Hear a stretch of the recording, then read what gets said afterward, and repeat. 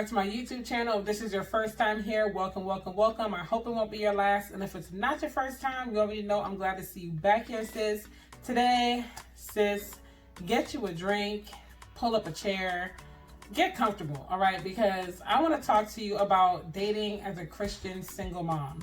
I know there's a lot going on in that statement and in that title, but we got to talk about it because, yeah, it has been a journey. So, to say the least, it's never a dull moment when you are in the dating scene. And I think that's just for anybody. When you are a single mom and then you throw in a Christian single mom on top of that, sis. Ooh, let me get a sip of my drink real quick. And this is lemonade because I'm chilling on the wine and stuff. Because honestly, like, I'm trying to drop these last few pounds before my birthday, but that's neither here nor there. Let's get into it. So anyways, I've been single for about 4.5 years now, because it's August. So yeah, about 4.5 years. And within that time, I literally have been single, like not really entertaining anybody. I probably went on less than 5 dates in the last 4.5 years. I can count on one hand or less than 5 fingers how many real dates I've been on. I'm not talking about like, you know, you meeting up with a guy friend that's feeling you. You know he's feeling you. You're not really feeling him, or maybe you are, but y'all meet up to go get lunch. Like nothing like that. I'm talking like a real date, a guy pursuing me, you know, taking me out, paying, all of that. That has happened less than 5 times in the last 4.5 years. And the interesting thing is though, I have gotten a marriage proposition, let's see, like within the first 2 years of this journey. Like after I hit the year mark in a couple months, I had a good friend of mine say that we should get married, but that's a whole nother story. Maybe I'll do a story time on that. I don't know, because me and him still talk, so I don't want him to see that video and be like, dang, for real, like you just gonna put it all on YouTube and stuff. But I don't know, maybe it'll be a story time. But I have had guys, you know, try to marry me within this last 4.5 years. I have had guys try to date me.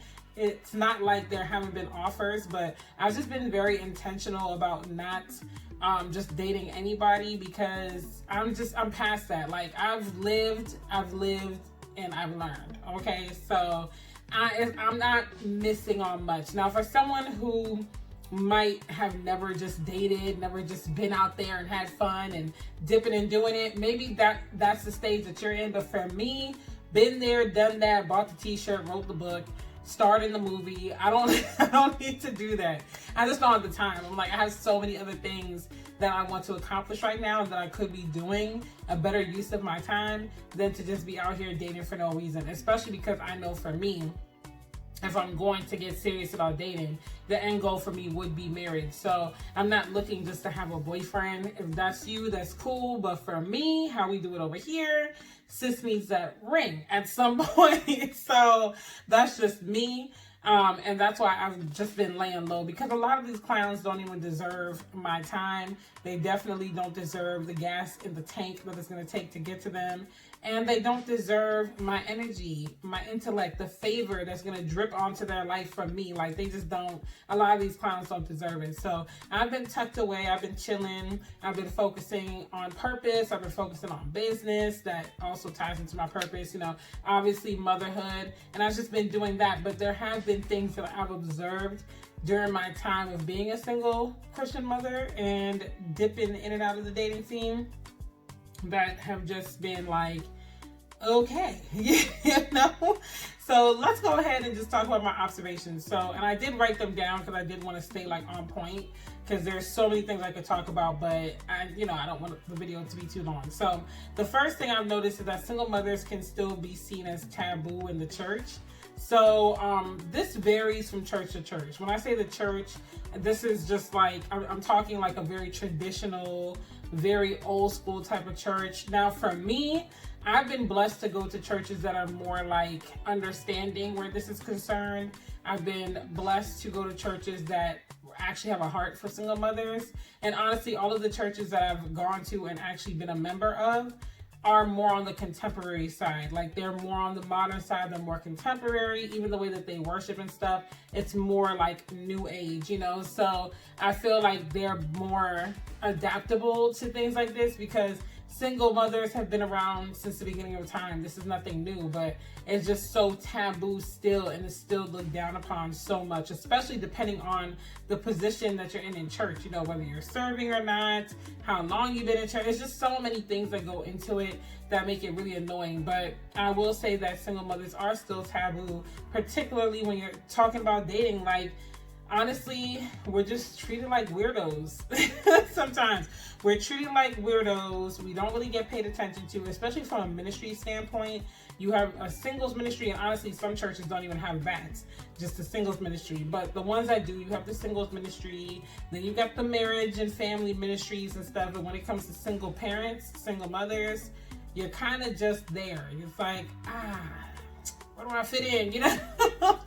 And sometimes, you know, single parents are welcomed and fit right into the singles ministry, but other times it can be hard depending on, you know, schedule, babysitting, how many kids you have, how young they are, etc., etc. So I've literally seen only a handful of churches that have a single parent ministry specific to single parents.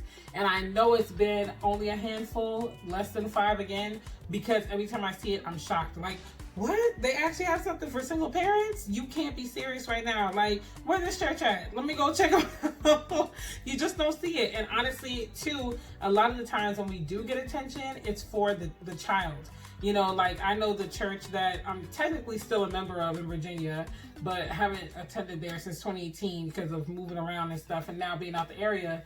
When I got pregnant with Christian, they were super understanding, super like supportive. They honestly were the ones that helped me just like get around, because we were moving around. We had to move twice during my pregnancy because we moved once, which was the planned time, and then when we got to the house, there was a mouse infestation in the basement where Christian and I were supposed to live, and it was just a hot mess. So there was a lot of moving, a lot of scuffling, a lot of trying to get stuff together. Then, you know, the car like blew out on me on my way to my OBGYN, which was like all the way across town, across the other side of Virginia, Northern Virginia. And I'm like hitchhiking on the highway and stuff. My pregnancy was like lit, and not in a good way, but at least not most of it, not in a good way. But you know, they were very helpful in that season, taking me to appointments, filling in the gaps, taking us to the grocery stores, helping with benevolence and things like that. But that's pretty much where it ended for me, because once Christian came, it was all about him. And I get it. People love newborns. I love newborns. Babies are cute. I get it. But it's just like, dang, like, I'm just the vessel for this child to come out of. Like, it ain't even about me anymore. It's about the baby. And because so many women were pregnant the same year I was, Christian still didn't get like a ton of attention, you know, because babies pop out at that church like crazy. So it was just kind of like, okay, so there's Christian, we're gonna help with this, we're gonna help with that, and then it was like, all right, on to the next baby, and then on to the next baby, and on to the next baby. It's just always like a never-ending cycle of babies. And so I really did not get a lot of attention. And the attention that I did get was for Christians specifically. And I've heard similar stories from some of my friends that go to other churches or just other single mothers. It's like, you get the attention for your child, like you're just the vessel that carried this human, or for benevolence. Like the churches that's another thing, churches that really care about single mothers, it's usually from a standpoint of benevolence, which I'm not bashing, trust me, like that's great. I'm not gonna ever bash that. Benevolence is always good. It's like, hey, these single moms need help, they need housing, they need this, that. So they chime in with that and help. But when it comes to courtship, when it comes to, you know, just really talking to us and getting to know us as people, that kind of slips through the cracks. So yeah, and I think a lot of churches just don't know what to do with single moms. Like they don't really know where to start. And again, those are the more traditional churches that I'm talking about, because the contemporary ones generally are trying. It's just like, it could use some work. So my second observation is that there are either men who are super eager to be a stepdad, bonus dad, or they use the kids as, and honestly, those are the ones that tend to use the kids as a pawn to try to get like into your life.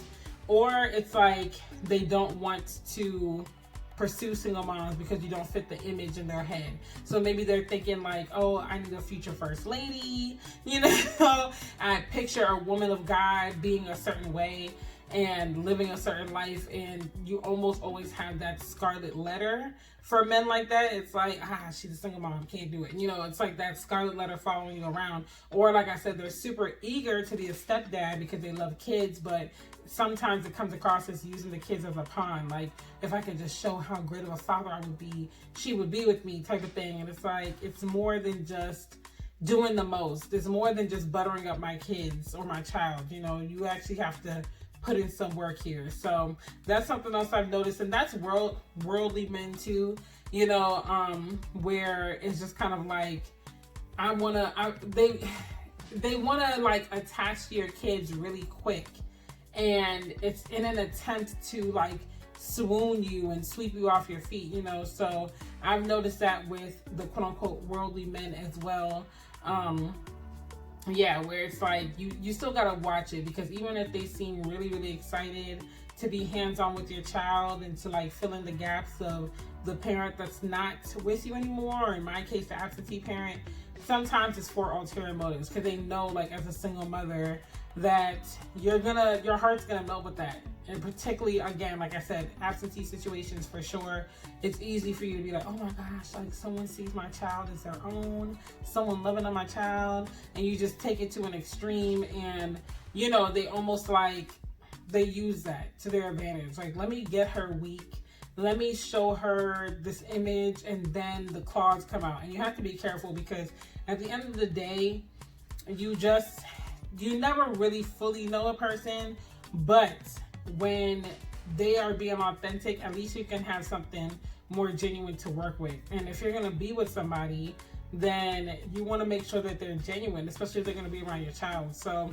I don't really like men like that, like, who try to like flaunt their fatherhood skills in an attempt to swoon you. Like, I low-key talked to this dude in Virginia before I moved, who was like that. He was also a single parent, you know. He had a daughter. He had a daughter who was like a year younger than Christian, and he would always just do the most. Like, he would be like, oh yeah, I'm about to fix my daughter breakfast. Oh yeah, I'm about to give her a bath. Oh yeah, I'm having daddy-daughter day, and this and that, a third. Like, he was just expecting me to be like, oh my gosh, like, you're cooking your daughter breakfast. You're such an amazing father. And I'm just like, I mean, someone's got to do it, because she's staying with you and her mom's not there. So, I mean, what do you want? Like, I'm not going to applaud a fish for swimming. Like, you're supposed to do that. So it's just little things like that that make it weird, because it's like, you're expecting a round of applause, and I'm looking like I do that every day. So don't really know what you're looking for from me, but yeah, I'm gonna need you to get that all the way together. So the last thing I noticed that I wrote down, being a Christian single mom that's dating, is that getting around other singles and being intentional about dating gets coined as thirsty. And this is for singles in general. Honestly, I hear a lot of singles complain about this.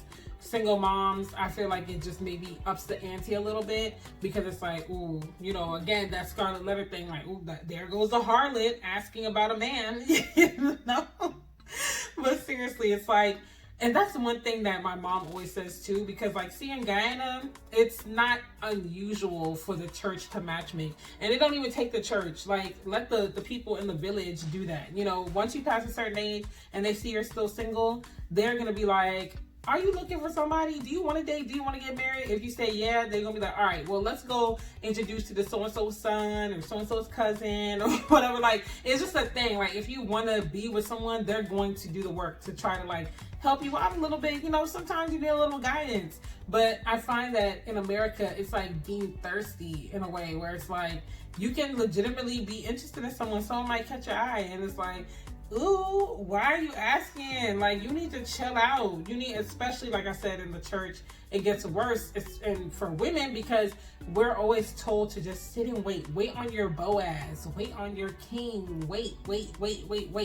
And I get it. I personally don't pursue men. That's not my ministry. It always works better when he pursues me, and I just feel like it works better for a man to do that. I feel like he's wired to pursue, and I might let it be known, like, hey, you know, if you're looking, if you're interested, I'm just letting you know that I wouldn't mind if you try to holler at me. Like, you know, there's different ways to do that, and maybe I'll do some series on how you could do that. Let me know in the comments if you want me to do that. Different subtle ways you could drop hints, but you know, I'll never flat out come out and be like, yo, I'm filling you with your number, blah, blah. Like, that's definitely not gonna happen. I'm gonna let him pursue me.